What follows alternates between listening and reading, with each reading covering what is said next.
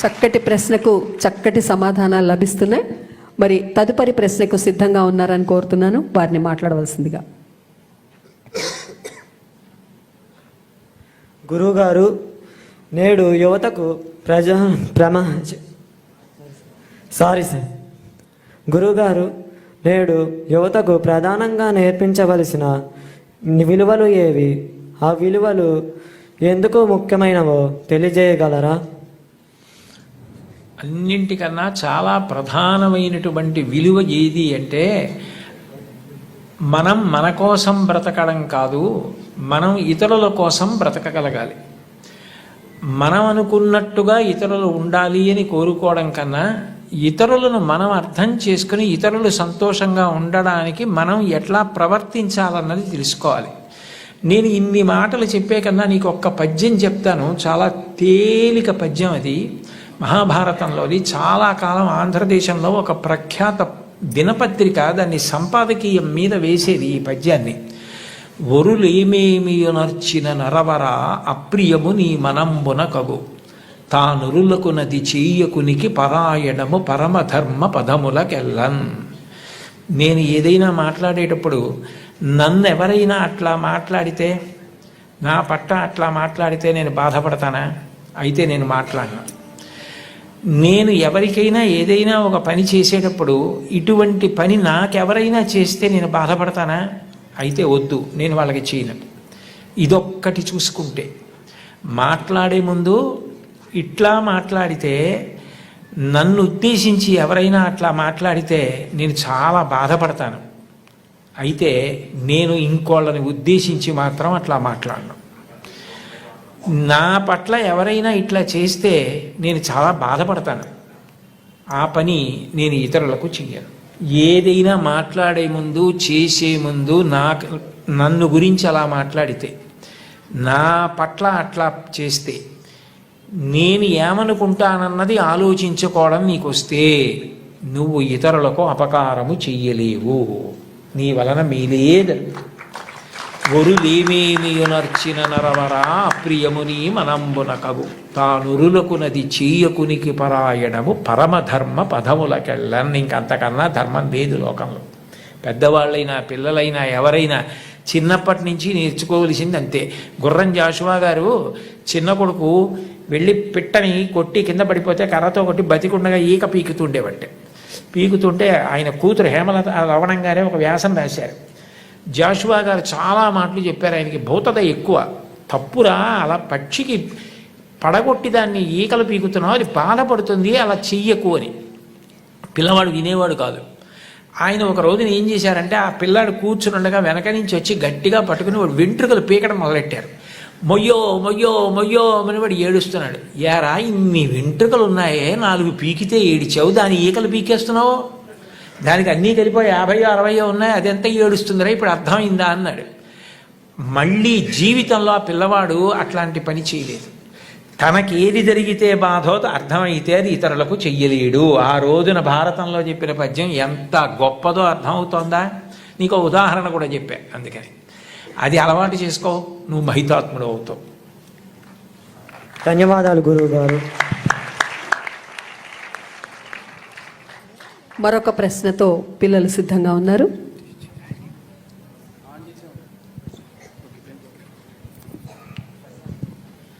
నమస్కారం గురువుగారు. నా పేరు జాషువా. నేను అమర్జీవి పొట్టి శ్రీరాముల ఉన్నత పాఠశాలలో 10వ తరగతి చదువుతున్నాను. గురువుగారు, కాలంతో పోటీ పడుతూ ముందుకు పరిగెడుతున్న మా తరం వారికి రామాయణం, మహాభారతం, భాగవతాలు వంటి గ్రంథాలు చదవడం వలన ఉపయోగం ఏమిటో తెలియజేయండి గురువుగారు. నువ్వు జాషువా అని పేరు పెట్టుకున్నందుకు నాకు ఎంతో సంతోషంగా ఉందయ్యా. ఆ పేరు పెట్టిన మీ అమ్మగారికి నాన్నగారికి నమస్కారం చేస్తున్నాను. మహానుభావుడు ఏం కవిత్వం చేశారయ్యా. ఒక్కొక్క పద్యం చదువుతుంటే గుండెలు పిండేసినట్టు ఉంటుంది. అంత గొప్ప పద్యాలు రాశారు కదయ్యా ఆయన.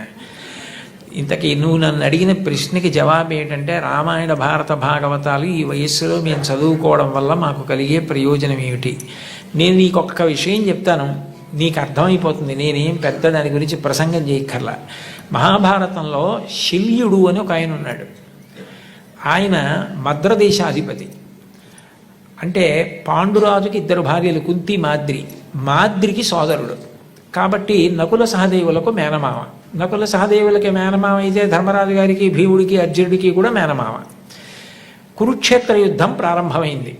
తన మేనల్లుళ్ళు కాబట్టి వాళ్ళ పక్షాన యుద్ధం చేద్దామని శల్యుడు మహావీరుడు బయలుదేరి వస్తున్నాడు మద్రదేశం నుంచి.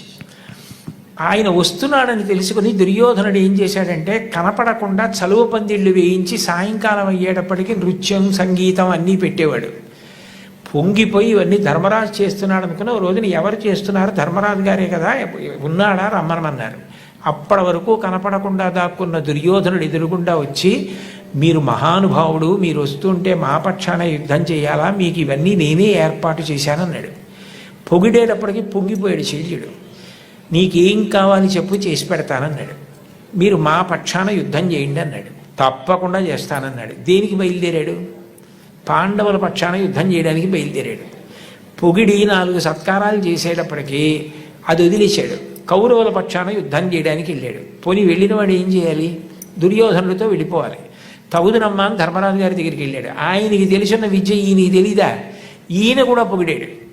పొగిడి ఆయన్ని కుర్చీ వేసి కూర్చోబెట్టి తన కింద కూర్చొని నహుషోపాఖ్యానం చెప్పమన్నాడు. అంటే ధర్మరాజు గారంతటి వాడు కింద కూర్చుని వింటున్నాడు, నేను చెప్తున్నాను కదా అని నహుషోపాఖ్యానం చెప్పి పొంగిపోయి, ధర్మరాజా నీకేం కావాలి చెప్పన్నాడు. మళ్ళీ పొగడ్తగలిగిపోయాడు. ధర్మరాజు గారు అన్నాడు, మీరు ఎటు అక్కడ మాట ఇచ్చారు కదా, అక్కడే యుద్ధం చేయండి. మా పక్షాన కృష్ణుడు అర్జునుడికి సారథ్యం చేస్తాడు. మళ్ళీ కృష్ణుడితో సమానమైన సారథి మీరే కాబట్టి మీరు అక్కడ కర్ణుడికి సారథ్యం చేస్తారు. చేసినప్పుడు కర్ణుడికి మనశ్శాంతి లేకుండా అదే పనిగా నింద చేయండి. నింద చేస్తే కర్ణుడికి బుద్ధి కేంద్రీకరణ పోతుంది, అంటే కాన్సన్ట్రేషన్ పోతుంది. పోతే కర్ణుడు చచ్చిపోతాడు. మాకు అది చాలు, ఆ ఉపకారం చేయండి అన్నాడు. తప్పకుండా నీకు ఈ ఉపకారం చేసి పెడతానన్నాడు. నిజానికి శల్యుడు కానీ కృష్ణుడు కానీ ఆ రోజుల్లో సారథ్యం నేర్చుకోక్కర్లా. ఇందాక ఆ పాప అడిగిందే, అది వాళ్ళిద్దరికీ హాబీ.